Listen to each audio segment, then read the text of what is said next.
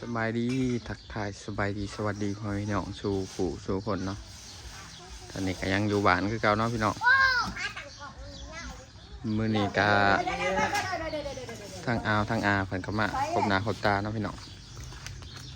มื้อนี้ถึงบ้านสบายดีละ อย่าไปที่ป่าลูก นิ่ง สวัสดีป่าลูก ๆฮะบ่ข้ามสุ่ม จะดุไฟน่าจะเป็นลาย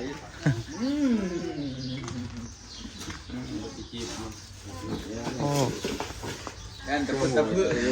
เบียร์ปองหนนะตัวเป็นปองครับ เอาจ๊อก อันนี้เอาเนาะพี่น้องน้องนี่พ่อ กันเนาะ อันนี้ก็น้องนี่พ่อ ยัง ไปน้อง ตาปวด อันนี้เกียรติ เนื้อกับคนคน มาน่ะ ไม่เอาซูนอันนี้ เอาจ๊อก เอาอีก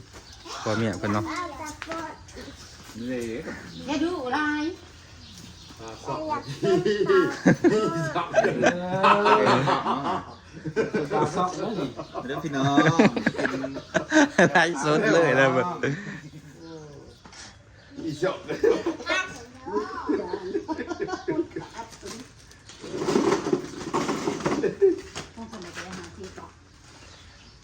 อันนี้เอากลับมาเพิ่นเอาเงินมาให้พ่อเนาะพี่น้องก็คือที่สวนตัวนั้นนะพี่น้องที่เขาว่าสิไปเฮ็ดน่ะเนาะกับบ่าวน้อยครับ อยาก บ่าวน้อยก็มิดจีอยู่โอ้ยก็เลยว่าตัดสินใจว่าโอ้ให้อีพ่อตัดสินใจว่าเอาให้เอากับอาซะเนาะพี่น้อง ปวด โอ้ยยังดอก อยากกินตาปวด อย่ากินข้าวปุ้นปุ๊บไปให้ป้าหาป้าให้ไหนไปมันยากมันโซลายพี่น้องเบิ่งสุกนะทางก็ยากบ่ยากเนาะกันว่ารถ เฮ็ดปลาเห็นอ้าวง่ายจ้ะ ป้าให้เอาให้อาซะ บุฟ้าได้เลยเอาเงินลงไปจับ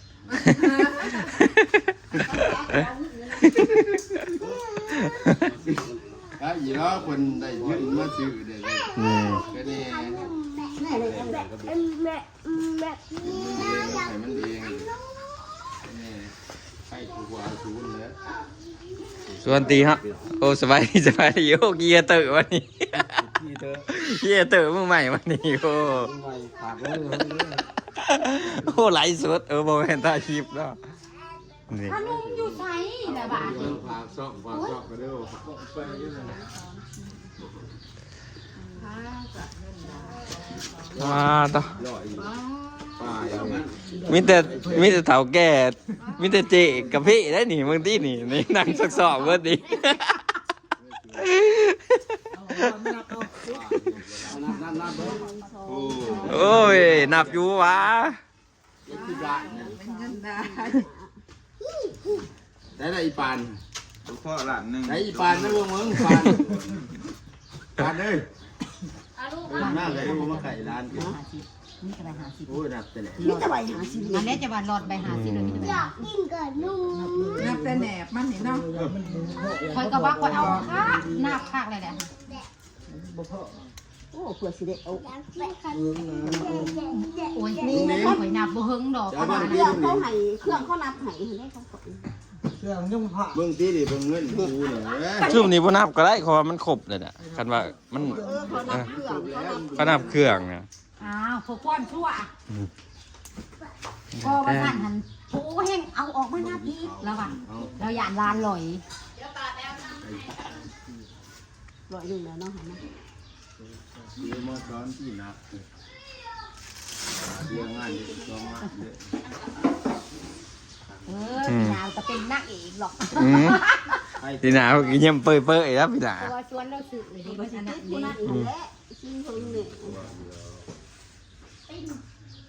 ว่าเป็นเสือ ไอ้ปานด้วย เขาว่าคนท้องตึงแน่เขาหัว จะสีแต่ไหน ก็คืออานี่เราซื้อซองสวนผู้ใดที่เราไปเฮ็ดหั่นเป็นของอานุกรอีกเนาะ แมน เพิ่นซื้อเอาเบิด ก่อน เพราะว่าเรา ลุงนู ของอาเราบ่ได้มาเฮ็ดหั่นนะอาเราไปเฮ็ดเป็นท้ายปีเนาะปลูกกาแฟอีหยังจนใหญ่เบิดล่ะ จนห้างจนนี่ยอมจ้ะ พอได้ขึ้นมันมาซื้อมันเองนั่นแหละว่า นี่เราก็ขึ้นมันเนี่ยพี่น้องเอ้ยเรือแห้งมันกระเพาะไม่เลย อู้สามสิได้พี่น้องเอ้ยกับบริยูบริเศร้าเนาะความทุกข์ความยากไว้ว่า โอ้ผู้บริไปเนาะ ทำไปยืนขึ้นไปเนาะ บ้าเบื้องนี่หาบ้าเบื้องนี่เจ๊ดูเบื้องจะเพะ มืดเพื่อนนี่บ่ได้มานอนแต่เที่ยงหน้าเนาะ เขาบอกอะไรต้องเงี้ยเขามาพุกไปยัง แล้วจังว่าบ่มีคนอยู่สับเพื่อนเพิ่นก็ล่ะ ของอาจันก่อน ระดับ จะ โตมันอันนี้ตัวนี้มันก็ครบเลยนะ อืม นี่ก็ตัวนี้ขาแซมนึงนะ ว้ายกูสิเอาอยู่ไสดาบาดดิ จำนวนนี่เท่าไหร่นี่จำนวน ได้ จำนวนว่าจะสิอยู่140 140 140ก็ของอนุ50เป็น140 ก็มีปะอันนี้ โอ้เขามีป้า โอ้ คอยหันแต่คอยผู้เดียวหันผู้ดีดอยเช้า อืม ถ้าสิเป็นผู้เดียว เนี่ยคนเอาซ้อมหมกเด็กก่อนดีกว่า เขาขอตะเกียบซีด190เอานี้ไปก่อนไหมควรสมาธิเร็ว ไปดูน้องครับ ถือกันได้เอาเลยบาดนี้ อืม มีหยังเลยแต่นี้จะว่าถือกันเด้ว่าเดี๋ยว ตัวนี้75 ที่หา ขาดเองตัว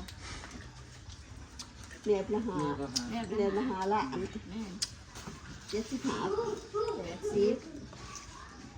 หวยมันสิมาปนกับของตัวนี้ของไผ่นี่ มาตะพุดมา เอาก็มาเอามาปน ทีนี้ต้องไปหาซิปมา 90แล้ว100 โอ้ยนับบ่ได้ เป็นจังได๋ล่ะ โอ้ยนับเป็นเนี่ย ตัวนั้นบ่นับก็ได้เขาว่า แทนเนาะ เขานับเครื่องบ่ได้เขาว่า เดี๋ยวมัน 2 3 นับแต่ตัวอย่างนะ 7 ตัวอย่างหัน 70ละ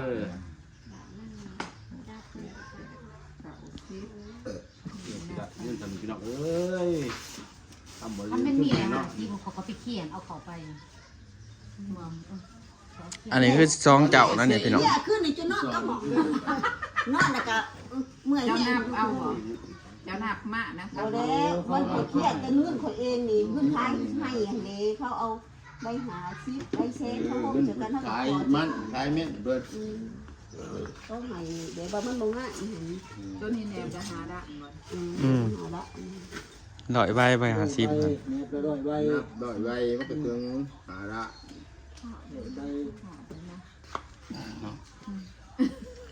ใบ โจรอยู่นั่นเป็นยังพอสิระดับนั้นโจรอยู่อันนี้ติ ให้กับพวกคนงามได้แบบนี้ ให้เฮงๆดูให้มาให้โลกๆได้กว่าหมดจะไปเฮ็ดไปสร้าง บ่ให้พุ้ยกับโมนกแม่ อ้าวผ้าดีคนดี สาธุ อ๋อสิงามอยู่ปีนี้ เพราะว่าช่วง คน สิง มี หา โตเลย ลูกตัว ของในป่าเราอ่อนเป็นอันนั้นได้เราเสีย นี้จ้ะตัวนี้มา บัดยาว2สุดบัด2บาท3บาท ขนาดเฮ็ดหน้ายังลงทุนบ่ได้เนาะขย้อนสีกาแฟ บ่ไปเบิ่งบ่ไปฟันบ่ ไปจ้ะไปจะเป็น ถ้าว่านั่นก็คือขึ้นไปน้ำกันในเดี๋ยวเดี๋ยวคือขึ้นไปดูเป็นยังแต่เพ่เขาขึ้นไปด้วย อีโทษตัวลูกนี่ ก็เราไปแหน่บ่ไปจะสิบ่ ก่อนที่จะสั่งว่าบัดขึ้นไปย่ำผักนี่ขึ้นไปเขาโดนเขาก็อยากตัดหงาตัดนิ้วเนาะตัวสิว่า คนเจ้าโมนี่คุณ ไปบ้างไอ้เจ้านี้ไปพุ่น พวกพนักงานค้าพวก เดีย มอน้อยบวก6หนาบ่เนาะนี่เว้นแต่มอน้อยเนาะ ครบแล้วนะน้อง นับไปหอดใส่ 120ล้านเป็นเงินบาทเท่าไหร่ ก็ แสน แสนปลาย แสนปลาย แม่มาหอบไป แสนปลายยังวะเกือบ200,000ก็ยังว่าแสนปลายยังวะ 26กับ12มันนี่ คำว่า200,000อย่างที่ไรมันก็130กัน200,000ถึง โอ้ยก็200,000ปลายเลยเฮ้ย ร่วมเบิดตอนนี้เขาเอาร่วมเบิดตอนนี้ บ่ข่อยเบาแต่เขาไม่ปลา อันนั้นของอาย ของอาวเท่าไรของกาว50บ่ 70 70 อ๋อศูนย์70 โอ้ แสนปลา ของอาสอนกับ70คือกันแต่ว่าเฮาอันเอาสวนตัวนั้นมาให้เรา อืม เอาสวนตัวนั้นให้เอาหนู โอ้ จะหันให้สิหันคอยหันทอง โอ้ แต่มีสวนเฮา อืม จะออก ร้อยอันนั้น เห็นว่าสิมีแต่ เก่งให้มันเต็มที่ร้อยสาม สวนเฮามีแต่ว่า 140อืม ตัวนั้นเฮาขายสวนตัวเฮาสิตัว คือความละเอียด เอาหนู ละเอียดเลยจ้ะ เอาหนูจะมาเปลี่ยนหาสวนเป็นคนกลางเดียวแต่สิได้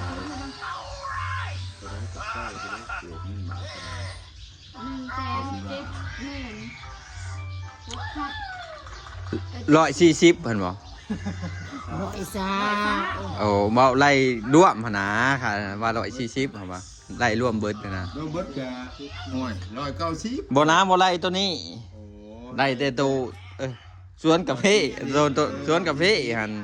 140ก็ประมาณ200,000กว่า เสียไปยังไงถามขึ้นเลย 200,000กับ5,000 200,000อืมอืม นี่ตาย โอ้เด็กไหลรถไร